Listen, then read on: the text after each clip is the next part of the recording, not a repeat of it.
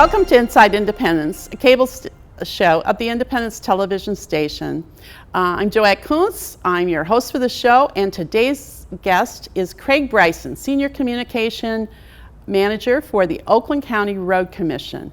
And we're going to talk about roads in Independence Township especially. And so happy to have you, Mr. Bryson. Thank you very much. Great to be here. So let's start with, people are very interested in roads. Not so much when they're smooth and nice, but when they have potholes. But let's talk about first, what is the Road Commission and who funds it and who is the governing body of it? Right, great question. So first of all, let me kind of take a step back and explain that there's three levels of road jurisdiction in Michigan. There's the state highways under the jurisdiction of the Michigan Department of Transportation. That's all the I, M, and US routes, including. So that would be, for us, it's I-75, M15, and right. the US 24 Dixie Highway. Right, Mm-hmm. right, yes. Then there are the county roads that are under the jurisdiction of the Road Commission, and that's all roads in townships that are not state highways. State law does not give townships authority over any roads, unlike cities and villages. And the third level of jurisdiction is cities and villages. And cities and villages have jurisdiction over all of the local or the neighborhood roads and some of the main roads. And we split the main roads with the cities and villages. And it varies from community to community how many we have versus how many they have. So in our township, in the middle of our township, we have the village of Clarkston. Right. And Clarkston takes care of their roads. Correct. But the Independence Township, which surrounds Clarkston, does not take care of roads. That's correct. They do not. Those roads are under the jurisdiction of the Road Commission for Oakland County. So we take care of all of the roads except I-75 and M15 and Dixie Highway in Independence Township. So tell us how the governing body for you and also the funding. Right, and these many people don't understand this. It's a little bit arcane, but we are an independent governmental agency. We are not a department of county government. So we don't report to the county executive or the county board of commissioners. We have our own 3-member board of road commissioners. The one connection to the county is that the Oakland County Board of Commissioners appoint our 3 board members. Once they appoint them, they're independent. We are not funded by the county. We're not overseen by the county. We are independent. And that gets into the funding question. Mm-hmm. So many people think we're funded by their property taxes. We are not. You will not see the Road Commission listed on your property tax bill anywhere. We are funded primarily funded by the state, primarily through the gas tax and the vehicle registration fee or your license plate fees. Those are the 2 biggest sources of state road funding. There's also the diesel tax. There's money that now comes from the state general fund, which is income tax, state income tax revenue, and a little bit of money that comes from the marijuana tax that was implemented several years ago. We also receive some federal funding, which is generated by the federal gas tax that you also pay at the pump. But that is assigned to specific projects. The state funding comes to us as a lump. We use it for all of our operating expenses for road projects, staff wages, building expenses, vehicles, all those types of things. All the trucks we see out here, all the asphalt that gets put down, and all the people who work in that. Most of the asphalt. Some of the asphalt on the bigger projects is funded in part by the federal dollars, but that's only on the most significant, biggest projects. That's not a project we probably have had out here, or have we? We have. Some of the primary roads in the past were done with federal funding. Like a Maybe Road or a Sashaba Road? Yes, although not the most recent times those were done. Independence Township is pretty unique in Oakland County. Of the 19 townships, 21 but 19 not counting the tiny ones, Independence Township is the only one since the 1960s that had a road millage. In other words, a specific property tax dedicated to roads. And that was in place for 4 years. I believe it ended Yes, it was. It ended 22. Yes, I think so. And that money allowed Independence Township to resurface through the Road Commission, to resurface all of the primary roads or main roads in the township over that 4-year period. My understanding is that those roads would have been done by the Road Commission, but we would be in a waiting list. Exactly. And so it might take 10, 15 years to have them all redone. That's absolutely right. But they were all redone much quicker and they needed to be, Yes. by this road tax, that a 4-year road tax. I think it was 2018 to 2021. 22 or Yeah, 21, 22. yes, correct, yeah. And the other benefit of that is it provided enough money for us to do a much more in-depth resurfacing project. So there are different levels of resurfacing. You can just slap a couple of inches of asphalt on top of an existing road, or you can tear out the road completely and rebuild it from the base up, or you can do something in the middle where you take off the asphalt and fix the base and do some drainage improvements and then resurface. And that's what we were able to do with the Independence Township millage. And we really applaud the township for being willing to do that. It's not an easy thing to do to get voter approval, but it results in Independence Township now has the best condition primary roads of any township in Oakland County. And it will be that way for a while because of those projects. That's very good. Thank you. Well, we've got lots of questions here, but one question is, some residents of our township have electric cars.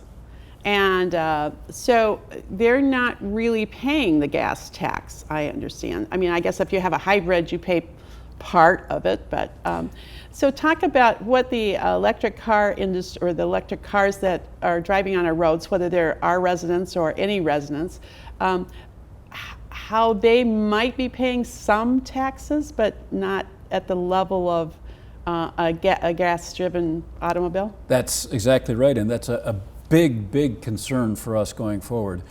They do pay a slightly higher vehicle registration fee, but it doesn't make up for what they would have paid in gas tax for the amount of miles that most people drive. So they are not paying their fair share to use the roads.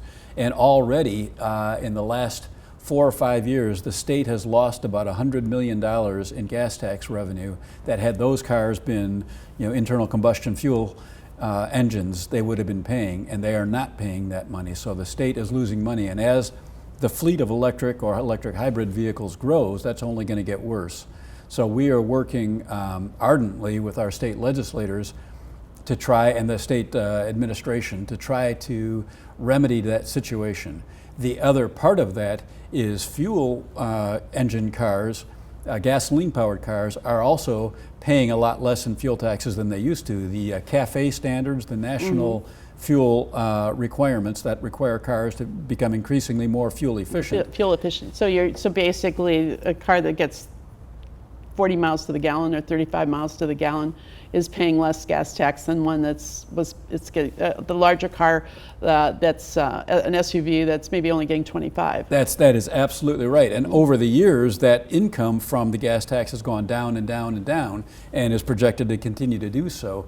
That is the second largest source of road funding in Michigan, and that is a great concern for us, and has already caused big problems for us and every other road agency in the state.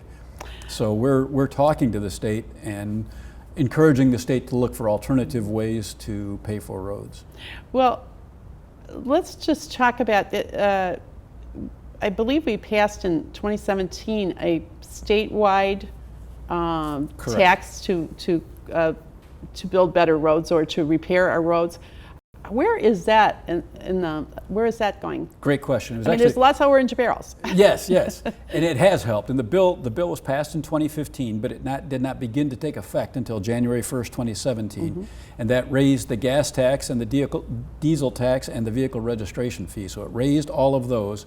It's generating about $1.2 billion in additional road funding every year, which is great. The problem is, back then, in 2015, 2014, when the legislature was debating those bills, every objective study, including those produced by the state and the legislature, said we really needed, at that time, at least $3 billion more a year. The state legislature and the governor at the time said, well, this is a good start. We'll do this, and then we'll add more money later. Well, the later never came, and we got the $1.2 billion, and that has helped. In the years since 2017, when we got that increased funding, we in Oakland County have put about 600 miles of new road surfaces down, and it has significantly improved the condition of our roads collectively across the county.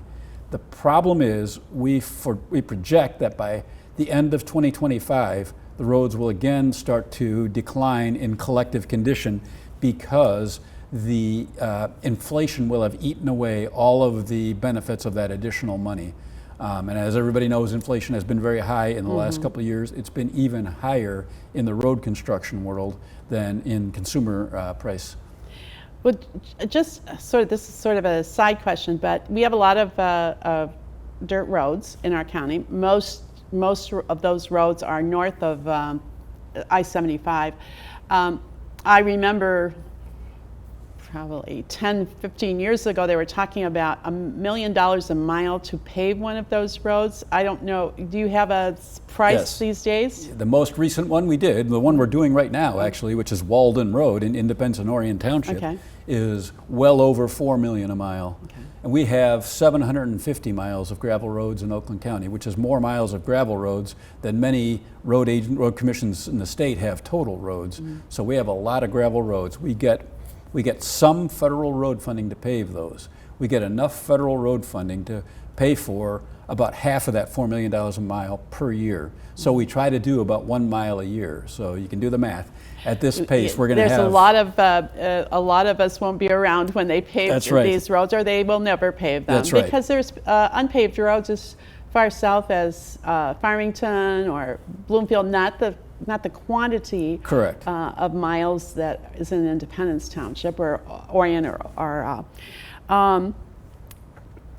so you've talked about how the revenue stream has changed, and when I first bought my house in the 60s, I didn't realize, I lived on Snow Apple Drive in Clarkston, very flat surface. I didn't realize that I was going to pay to repave the road. And I was much younger, I was at my stretch on my budget to buy that house of $15,000, I think it was. But you know, during my 10 years that I lived there, the roads kind of went to pot, and a lot of traffic on them. And we had a SAD, which is a Special Assessment District. And I can't remember the total cost of that, but I think it was somewhere in the $5,000 range, maybe not that much, which you paid over a period of 10 years. Yep.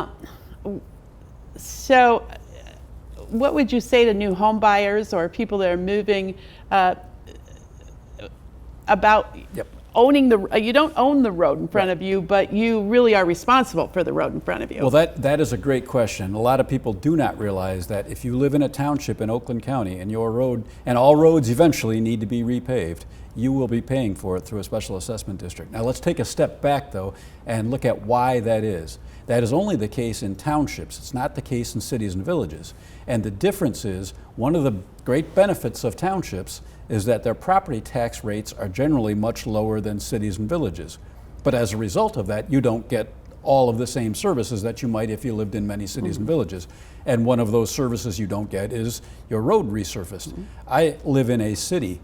My property tax rate is almost double what Independence Township is. So every single year I pay a lot more property taxes, at least the rate is a lot higher. And then the city is repaving. And then the city will repave my neighborhood street when it needs it without charging me additionally. In the township, most townships, with the exception of Independence during those 4 years, do not pay anything in property taxes for their roads, zero. So when it comes time to fix them, we get so little revenue from the state. The state gives us revenue based on miles of each type of road. A subdivision road gets us about $3,000 a year per mile, roughly, in state funding.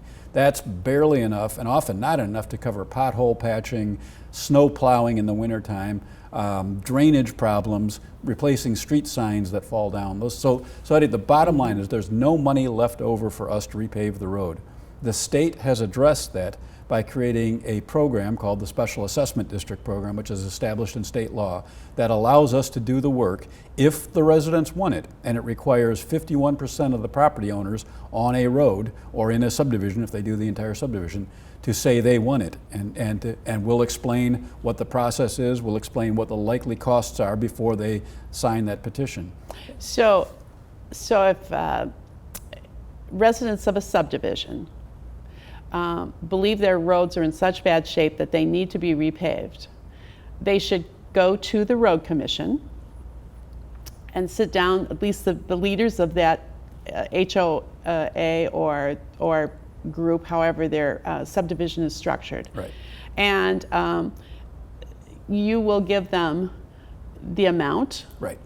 You will talk to them about the amount. You'll also, is there a standardized asphalt? There's standardized. Yes. So there are very specific specifications that if we do the SAD, we have to do it to our standards so that we know, number one, we give the residents a 10-year guarantee. So we have to know the road's going to last for 10 years.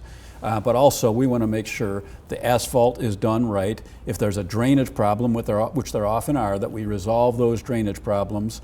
If there's any safety concerns, we take a look at those. So we don't come in and do just slap down asphalt, because that will not last and the people will be dissatisfied in a few short years. So they come to you, they get the specifications that they need, and then they go back and try to get the 51% of their... Right, and there are a number of steps before that. We have a very detailed process. We have individuals that meet with every community that expresses an interest. If those individuals on behalf of their community decide they want to move to the next informational stage, we'll have an informational meeting open to the entire neighborhood or road, whatever delineation they make, explain the process. Then if they decide they want to move to the next step, we'll do a rough cost estimate, bring that back to them and say, here's what we think this is going to cost. Do you want to proceed? If they say yes, they go out to petition the residents. 51% agree, we move to the next stage. We do preliminary design, which gets us a more specific cost estimate and allows us to see what exactly will need to be done, whether there are drainage problems or curbs that need to be replaced, how extensive the project is. And again, that gets us a more specific, detailed cost estimate at that point too. And then we have another hearing. If people still want to move ahead, we proceed with the project. There are opportunities to object if you want to. But basically, once we get to that point and we agree to move ahead, you're pretty much locked in, and you will be assessed that amount over a 10-year, broken down over a 10-year period. Well, one question about the 10 years, is that a state law that Yes. can only go out 10 years? And so my understanding is if I stay in my house, we do the project, I'm assessed a certain amount of money, we'll say $10,000 or let's say 20 because it's inflation, Sure. $20,000. So I'm paying $2,000 a year for 10 years on this road. And am I paying interest too? Yes, a certain amount of there interest? is a fixed Okay. amount of interest. Yeah. I believe that's established by Okay. state law as well. Okay. So, oh my gosh, in 5 years I move. I either pay it off with my, in my closing of my house, Right. or I can also ask the new owner to assume Right. that. Correct. So there's two ways there. One of our trustees has asked about lengthening the time instead of the 10 years, maybe 20 years, because the amounts are so sort of astronomical these days. They are, absolutely. And is that something that the state legislature has to? Exactly. That would be Okay. a state legislative action, and we have looked into that. To this point, the state legislature has not acted on that, but it is something that at least some legislators are aware of. Okay. And there are also a couple of alternatives to our SAD. Okay. If you come through and you don't like what we're saying, you can go to the township. And the township can do its own SAD for your neighborhood, and they operate under a different state law, which does allow a longer time span. I believe it's 15 years. Okay. They can also assess a larger area. Sometimes people complain that we resurface one street coming into a subdivision, but say there's another subdivision that uses that same entrance route beyond that, but because they don't face the road, we cannot legally assess them. The township can draw a larger assessment area and say, okay, you're going to benefit from this because that road provides access to your neighborhood as well, so we can assess you. That obviously reduces the amount that each individual homeowner pays.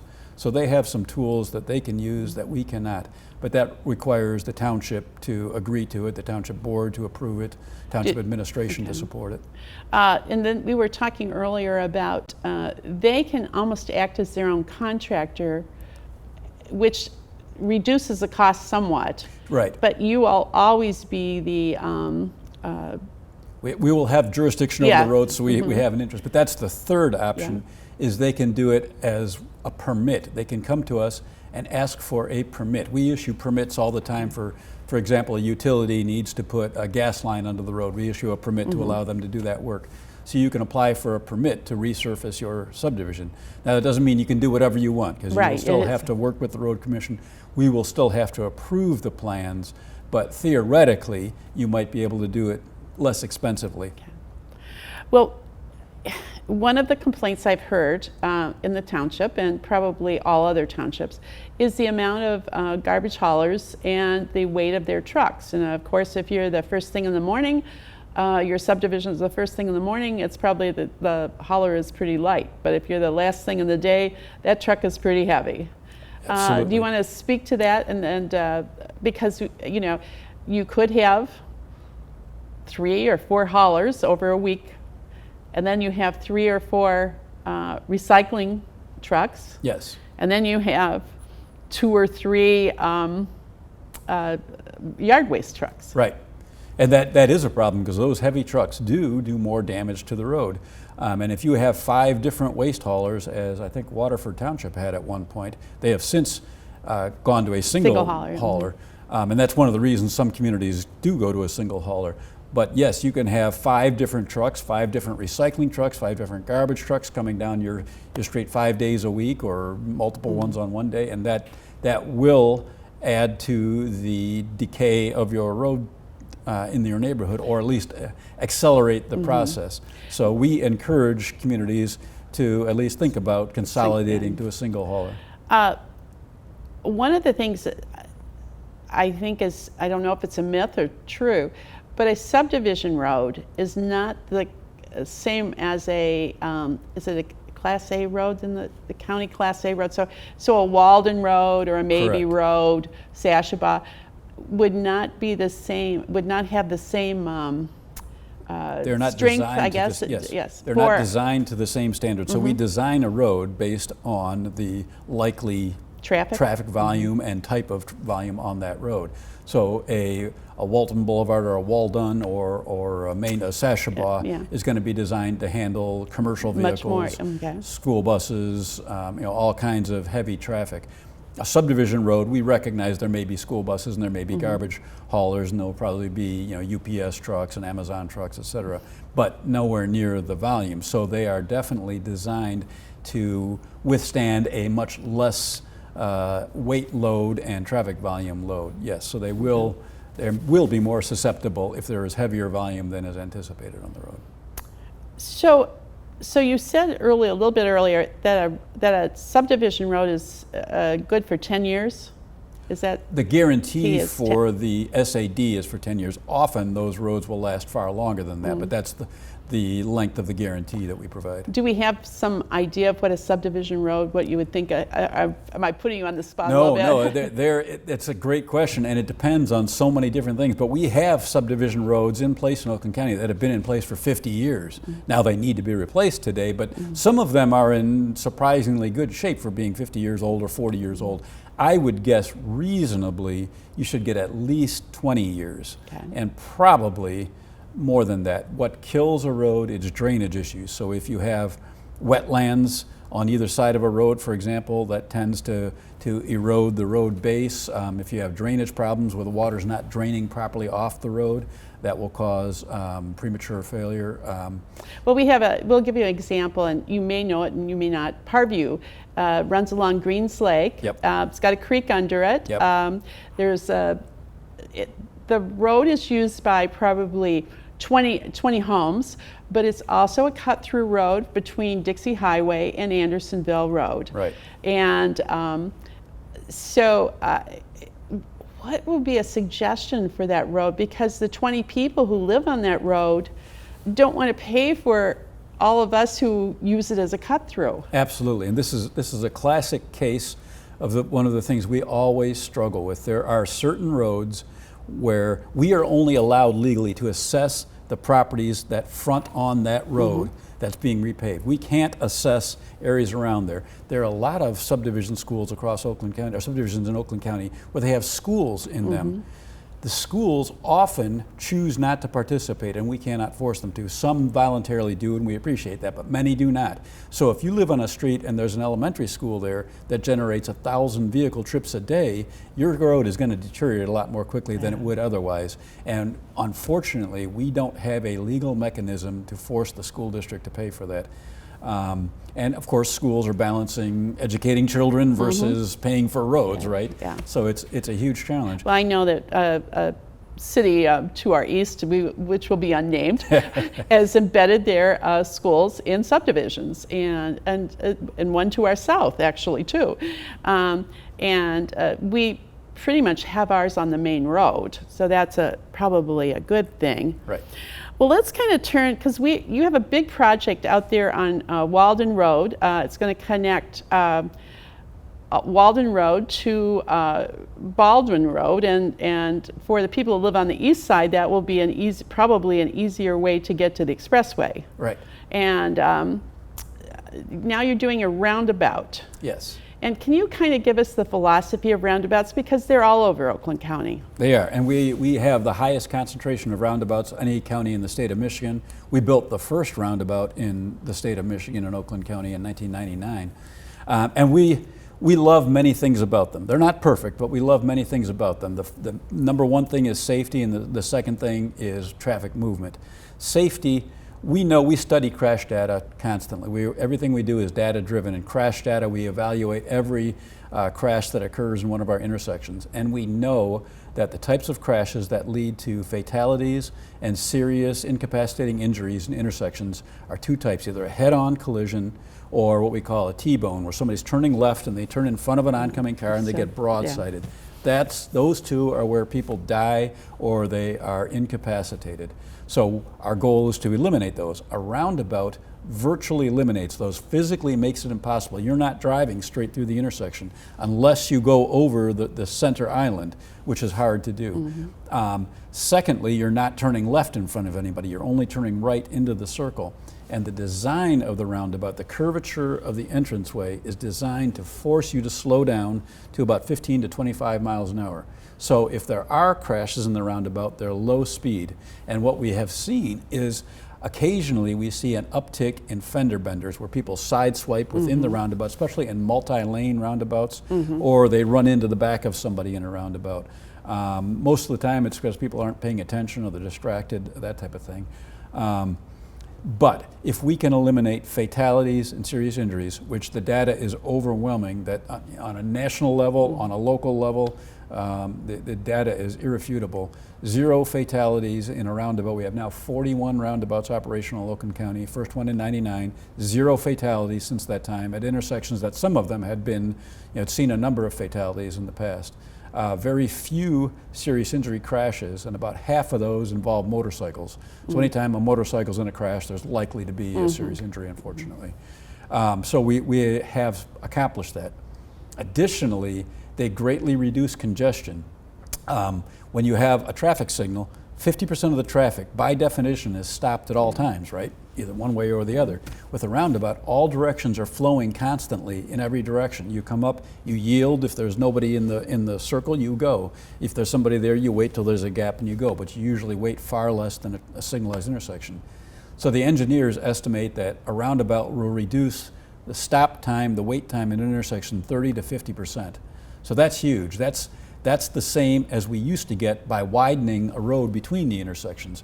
So instead of widening a road from 2 lanes to 5 lanes, we put a roundabout at either end. We get the same benefit for a lot less money. It's a lot less intrusive on the community. We're not taking people's front yards or businesses to build a wider road. And it's green. People are not sitting at an intersection idling, wasting fuel for long periods of time. It's almost like being in a line at Disneyland. You have to keep moving. Yes. And it's, I mean, that's what I'm thinking as you're talking about that, is you're paying attention as you're moving versus just idling. So the challenge we've had is educating people on how to use them, because if they are new, they can be confusing.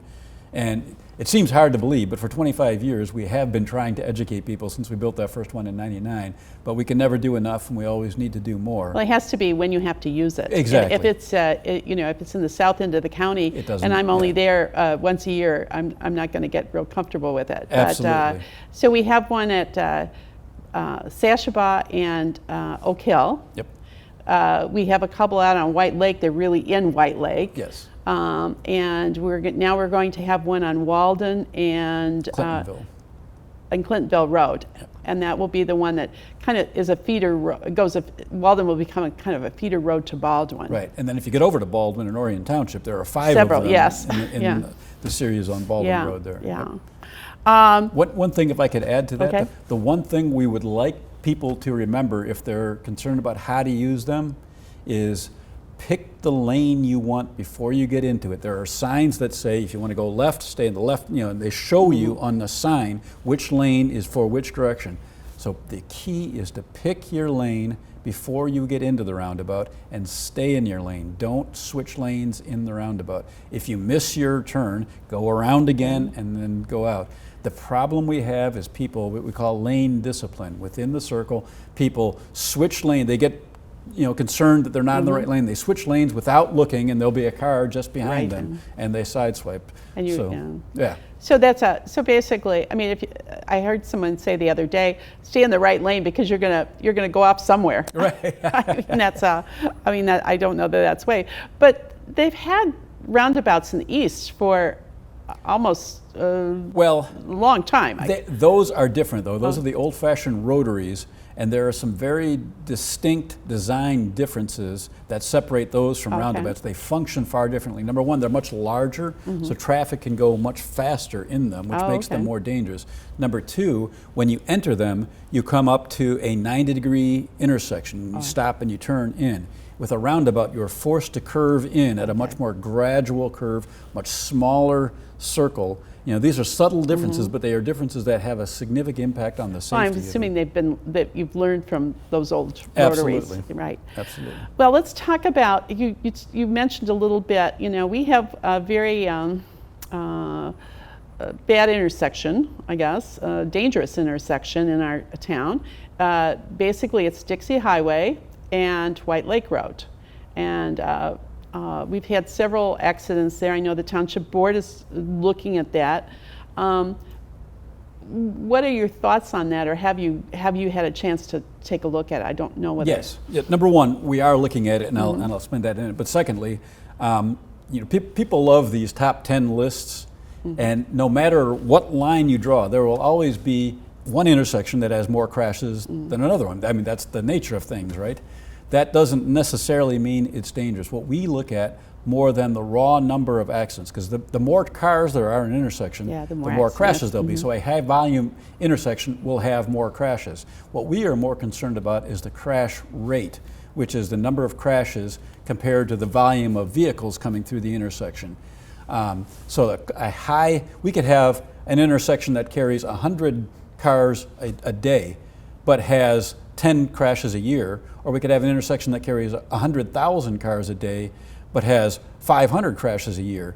The one with low volume, but 100 crashes, has a much higher crash rate, and we are more concerned about the danger of that. So we're always a little bit skeptical when people say, this is the most dangerous because it has the most crashes. Well, it has the most crashes because it has far more traffic than any other intersection in the township, probably.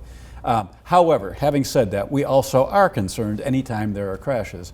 And that one's a little bit unique. Dixie Highway is a state highway there, so we don't have jurisdiction over Dixie Highway. White Lake Road is ours, we have that.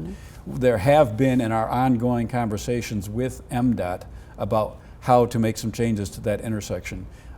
Ultimately, because Dixie is a state road, MDOT would have to be the lead agency and make the definitive decisions. They're a good partner, we work together, and as I said, conversations are ongoing. There is nothing definitive planned at this point, but we are looking at the alternatives. We're looking at, one of the things we do is study the crash data. Why are crashes happening? What's causing them? Is it driver error, or is it something correctable in the configuration of the intersection? So we're looking into those things to see if there is something we can do. So stay tuned, I guess I would say on that well, one. that's a thing, yes, that's a, so we do have, we talked about these gravel roads, and you kind of talk about how you maintain those gravel roads.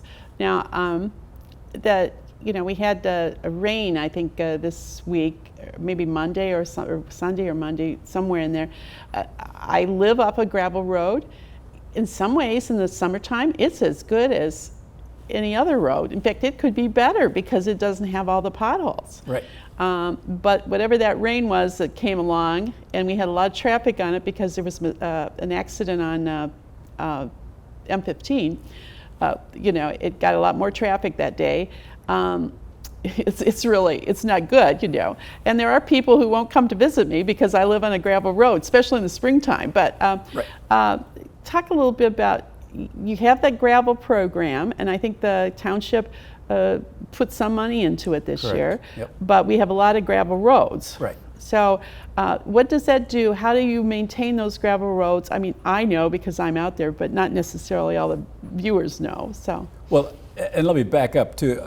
First of all, one of the problems with the gravel roads in Oakland County is many of them carry far more traffic than a gravel road should. The kind of rough engineer's rule of thumb is once a road passes about 500 cars a day, it should be a paved road. We have gravel roads in Oakland County that carry 5,000 cars a day. I mean, the equivalent of a freeway in the northern part of Michigan, because of all the subdivisions built along them. And these roads were created when this was an agricultural community, right? They were farm lanes. They no longer are farm lanes. They serve subdivisions with hundreds, sometimes thousands of homes, and hundreds, if not thousands, of vehicle trips. So part of the problem is these roads were never designed to carry the amount of traffic they carry. We talked earlier about the fact that we don't have the money to pave them, so we are stuck trying to play catch up in maintaining these roads. And what that means is there are a couple of basic elements. One is gravel road grading. At this time of year, that's the key thing we can do, is grade the road. That's the big piece of equipment with a blade across the bottom that basically scrapes the road and levels out the gravel. Most gravel roads will get graded about once a month. That is the capacity that we have. We have 19 road graders countywide, 750 miles of gravel road. You can do the math, it works out to about once a month per gravel road. Unfortunately, when things like rain happens or traffic is diverted onto a gravel road, they can, be instantly become exactly. And unfortunately, occasionally we will change our schedules to address something significant like that. But those things happen all the time, all across the county. Yes. And if we constantly changed our grading schedule, we'd never get to some of the roads. So we are sympathetic, but we are also our hands are sort of tied behind our back. There's only so much we can do. One of the other things we can do, though, as you mentioned, the gravel road program, where we work with the communities and they buy additional gravel, and then we provide the labor and the equipment to put that gravel down. And that's sort of like repaving a gravel road. You put a new layer of gravel. Eventually, over time, gravel gets pushed to the side. It gets run off the road by rain and things, and you get down to just dirt. And people think of them as dirt roads, but they're not really. They're gravel roads. So we have to restore the gravel periodically, and that allows us to do that, and that provides a little bit better surface. It's also a surface that can be more easily graded and restored properly. We do that. We do dust control. As you're probably well aware, the gravel roads can become very dry and dusty in the summer. The treatment for that is spraying brine, liquid salt water, naturally occurring salt water we pump out of the ground onto the roads. We do most primary roads 5 times a year. Residents can purchase that service, or sometimes the townships will purchase it for all local roads. And then we'll do, depending on how much they pay for, we'll do local roads as well. But that's a good way to keep the dust down. But again, it's not perfect. If you have heavy traffic volume and a very dry summer, it will still be dusty. Well, I have a couple of other things. I know it's not snow season, but we ought to talk about it because you're here. Yep. And as a resident of our township on a dirt road, I'm really, really happy about the Oakland County Road Commission.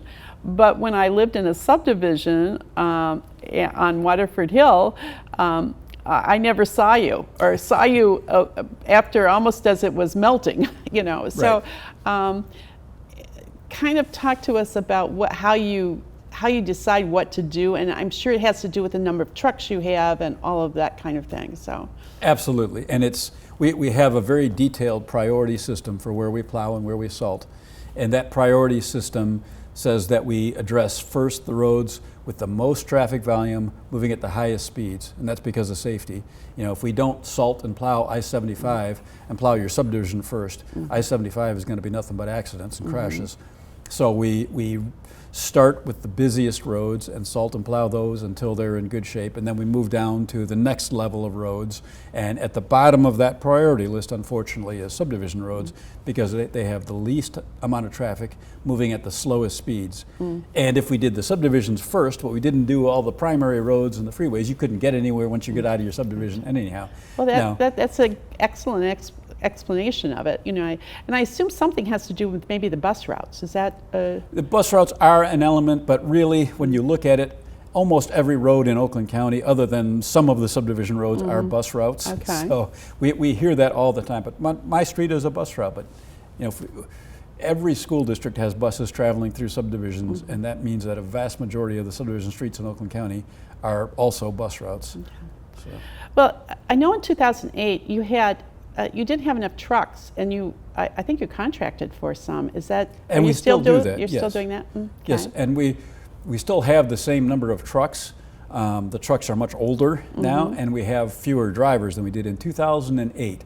Leading up to the Great Recession, actually 2007 was sort of the high water mark for the Road Commission. We had 556 employees in 2007. Today we have 460.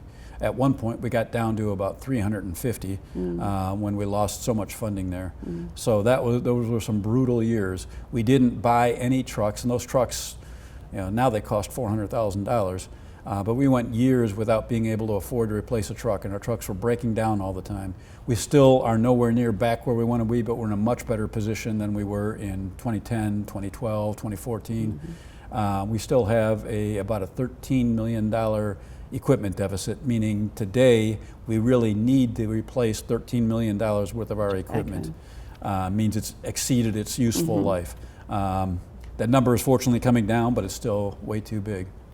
Well, I think we had something similar to that is, and we had talked about the amount of money, say, well, let's say 10 years, or you can use whatever period of time. Gravel is gravel, but gravel costs more today. Can you give us an example? Because everything is inflated. Absolutely. I mean, but things just do go up too. Oh, they do, absolutely. Because basically labor costs go up.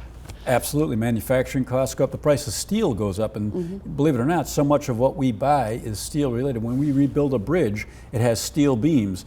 Every one of our trucks is made of steel, or much of them is made of steel. So trucks, for example, have gone up about 100% in the last 6-7 years. And you can't even we have trucks on back order for 2 years now. We bought trucks, we actually paid for them a couple of years ago, and we're still waiting for their delivery because there's still supply chain issues. Probably a worker and material situation. Yes, yes. So the Road Commission is just like the family home or the family budget. Right. I mean, it has a budget, and they're dealing with the same things: Right. labor costs, material costs. But I will say one thing that makes us unique in the state of Michigan is that if you look at all the states surrounding us, they all spend a lot more money on their roads than we do. Michigan simply has not made roads a priority the way Illinois, Ohio has a road system that's almost the same size as ours. It's about equivalent to ours.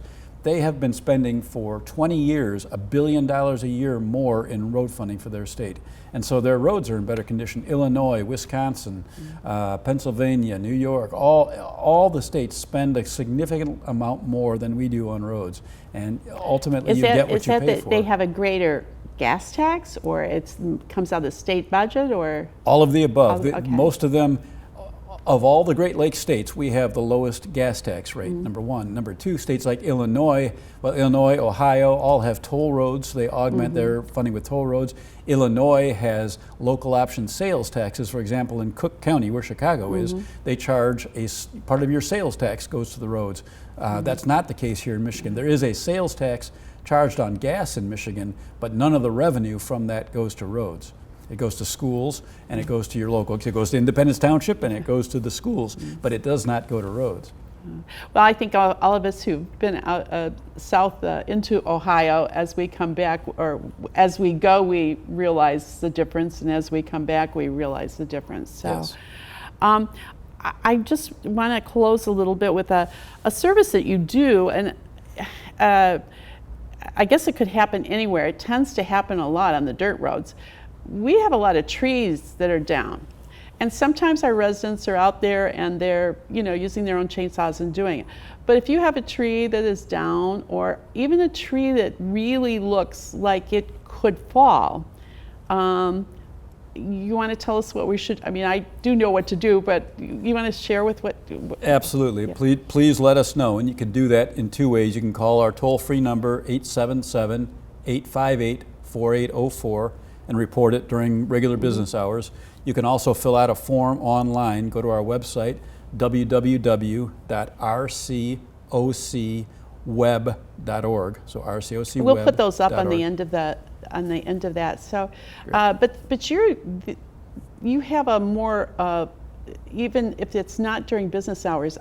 Isn't there a phone? There is an emergency phone number. We have a dispatch person on call or in the office 24 hours a day, 7 days a week. And it could be a tree, or it could be a live wire. Yes, and if it's an emergency, yes, absolutely, please a call. live wire. There's a lot of things, and the Road Commission is really good at coming and looking at that. Is the best you can describe where the location is. We have an amazing group of supervisors and staff at all of our garages. They're on call 24/7. Their priority, as is the entire agency, is safety. So they will come in 2 or 3 in the morning, whatever it is, come in if there's a road, a tree blocking a road, or a live wire, particularly, which is particularly dangerous, Yes. of course. And the 911 is another place for a live wire, Right. but they will contact the Road Commission too, or Right. you can call.